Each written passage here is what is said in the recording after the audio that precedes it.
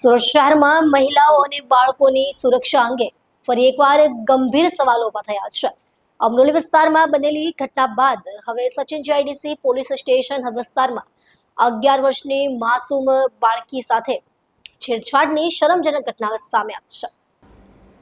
માહિતી મુજબ સચિન કંસાડ રોડ સ્થિત ગોકુલધામ સોસાયટી નજીક આવેલી એક રાશન દુકાન પર ગુરુવારે સવારે અંદાજે 11 વાગે બાળકી સ્પ્રાઇટ લેવા ગઈ હતી. તે દરમિયાન દુકાન સંચાલક પ્રભુલાલ માળી દ્વારા બાળકીની સાથે અશ્લીલ હરકત અને છેડછાડ કરવામાં આવી હોવાનો આરોપ છે. ઘટનાની જાણ થતાં જ સ્થાનિક રહીશો અને પરિવારજનોએ ભારે રોષ વ્યક્ત કર્યો હતો અને બાળકી સાથે સીધા સચિન જીઆઈડીસી પોલીસ સ્ટેશન પહોંચી ફરિયાદ નોંધાવી હતી.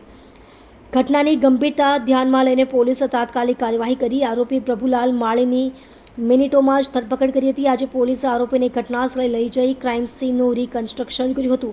આ દરમિયાન મોટી સંખ્યામાં સ્થાનિક લોકો એકત્ર થઈ ગયા હતા અને સુરત પોલીસ જિંદાબાદના નારા લગાવ્યા હતા. પોલીસે સ્થાનિક લોકોને સમજાવ્યા હતા કે જો કોઈ પણ દુકાનદાર અથવા વ્યક્તિ આવી હરકતો કરે તો તરત જ પોલીસના ટોલ ફ્રી નંબર પર જાણ કરવી, જેથી કડક કાયદેસરની કાર્યવાહી કરી શકાય. હાલ પોલીસે સમગ્ર મામલે વધુ તપાસ હાથ ધરી છે અને આગળની કાનૂની કાર્યવાહી શરૂ કરી છે.